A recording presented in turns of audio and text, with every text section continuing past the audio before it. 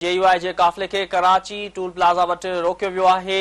JUI अॻुवाण Rashid Mahmud सूमरे पारां हर सूरत में एहतिजाज में शरीक थियण जो ऐलान कयो वियो। राशिद महमूद सूमरे जो चवणु आहे त काफ़िले खे रोकियो वियो आहे। धांधली ख़िलाफ़ हर सूरत में एहतिजाज कयो वेंदो। ब्रेकिंग न्यूज़ अवां सां शेयर कंदासीं। जेयूआई जे काफ़िले खे कराची टूल प्लाज़ा वटि रोकियो वियो आहे। जेयूआई अॻुवाण राशिद महमूद सूमरे पारां हर सूरत में एहतिजाज में शरीक थियण जो ऐलान कयो वियो आहे। राशिद महमूद सूमरे जो चवणु आहे त काफ़िले खे रोकियो वियो आहे। धांधली ख़िलाफ़ हर सूरत में एहतिजाज कयो वेंदो। ही अहम ख़बर आहे जेका अवां सां शेयर करे रहिया आहियूं। जेयूआई जे काफ़िले खे कराची टूल प्लाज़ा वटि रोकियो वियो आहे। जेयूआई अॻुवाण राशिद महमूद सूमरे पारां हर सूरत में एहतिजाज में शरीक थियण जो ऐलान कयो वियो आहे।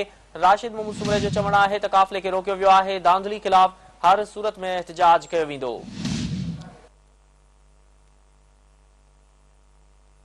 शेयर कंदासीं। जेयूआई जे काफ़िले खे कराची टूल प्लाज़ा वटि रोकियो वियो आहे। वधीक तफ़सील मालूम कंदासीं। टेलीफोन ते मौजूदु आहे मीर ज़ुल्फ़कार। जी मीर ज़ुल्फ़कार, वधीक तफ़सील हिन बाबति आगाह कजो।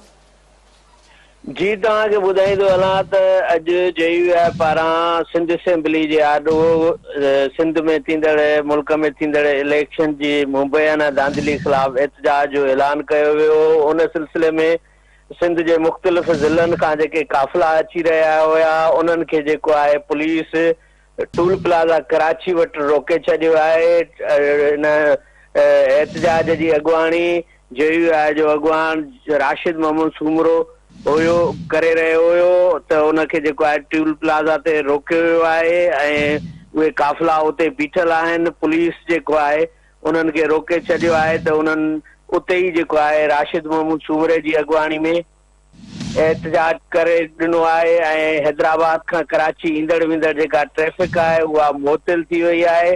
जेयूआई जे अॻुवाण राशिद महमूद सूमरो जेको आहे पुलिस सां ॻाल्हाईंदे चयो आहे त असांजो पुरअमन एहतिजाज आहे, जेको असांजो कानूनी हक़ आहे। धांधली ख़िलाफ़ असांजो सिंध असेंबली जे आॾो एहतिजाज रखियल आहे। हर सूरत में जेको आहे असां एहतिजाज ते वेंदासीं ऐं जेकॾहिं पुलिस असांखे रोकियो त असां जेके मोबाइलूं आहिनि उहे उन्हनि जूं जेके फिटो करे छॾींदासीं। रोड खां जेके रुकावटूं विधियूं वयूं आहिनि उहे ख़तमु करे असां जेको आहे सिंध असेंबली पहुचंदासीं।